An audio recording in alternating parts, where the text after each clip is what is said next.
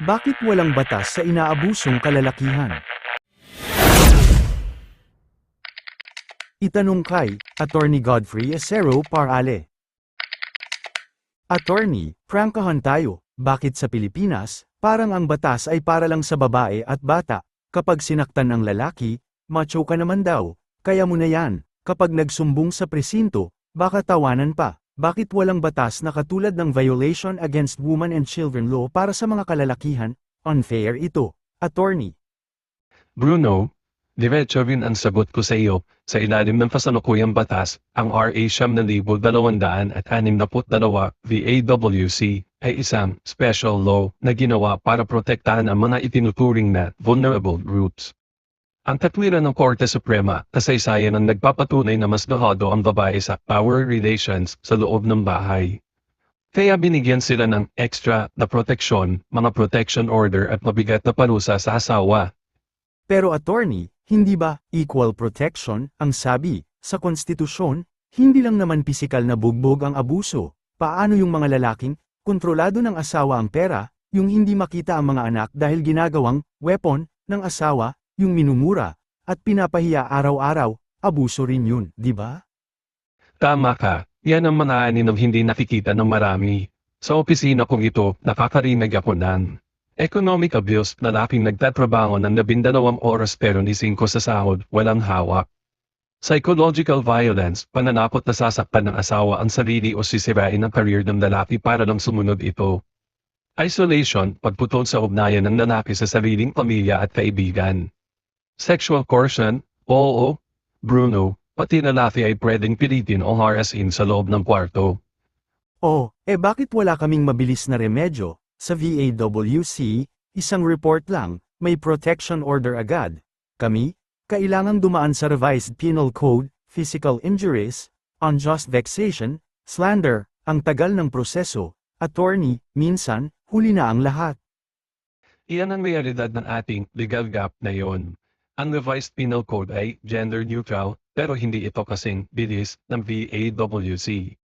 Ngunit huwag kang mawala ng pag-asa. May mga isinusulong ng panukala sa Kongreso tulad ng EVPAC o Anti-Violence Against Partners and Their Children. Layunin nito na gawing gender neutral ang proteksyon. Ibig sabihin, ang proteksyon ay para sa biktima, anuman ang kasarian niya. Kailan pa yun, attorney, pag marami ng buhay ang nasira? Magandang tanong. Ang batas ay sumasalamin sa pangangailangan ng lipunan. Hanggat ang mga lalaki ay nananatiling tahimik dahil sa stigma o iisipin ng mga mambabatas na walang problema. Ang moral lesson dito, Bruno, ang karahasan ay walang pinipiling kasarian, at ang katarungan ay hindi dapat nakadepende sa kung ikaw ay nakapalda o nakapantalon. So, kailangan naming basagin ang katahimikan? Eksakto, ang paghingi ng saklolo ay hindi kabawasan sa pagkalalaki. Kung biktima ka, dokumentuhan mo ang lahat, chat, video, medical certificate. Gamitin ang umiiral na batas habang ipinaglalaban natin ang mas patas na bukas. Dahil ang tunay na hustisya, Bruno, ay dapat protektahan ang sino mang inaapi, walang labis, walang kulang. Alam nyo, attorney, hindi lang naman yung malakihang gulo ang masakit. Paano yung halos hiyain ka na sa harap ng mga kaibigan mo? Kunwari, nasa labas ka. Naglalaro lang ng basketball o nakikipagkwentuhan sa barkada pagkatapos ng trabaho, biglang darating ang asawa mo, magwawala, sisigawan ka, at puwersahan kang papauwiin na parang bata sa harap ng lahat.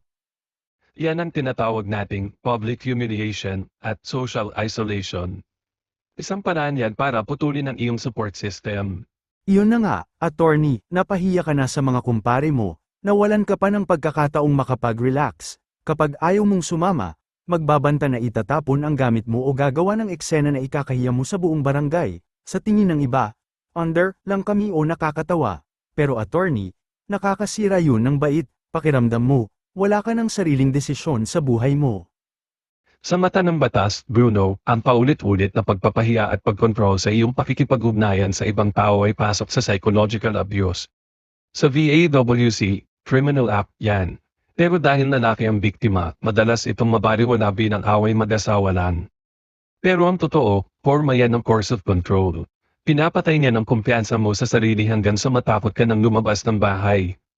Iyan ang hindi nila maintindihan. Ang basketball o pakikipag-inuman ng tama sa mga kaibigan, paraan namin yun para makahinga. Pero kapag ginawa mong, kulungan, ang bahay at gwardya, ang asawa, parang hindi na relasyon yun, parang sentensya na. Bruno, ito ang legal advice ko sa iyo at sa mga kalalakihan na nasa parehas na sitwasyon. Isa, huwag gumanti ng dahas, kapag nanakit ka pabalik, ikaw ay madaling makakasuhan sa ilalim ng VAWC, RA 9262. Manatiling mahinahon para hindi mabaliktad ang sitwasyon. Dalawa, e-blotter ang insidente, pumunta sa barangay o pulisya.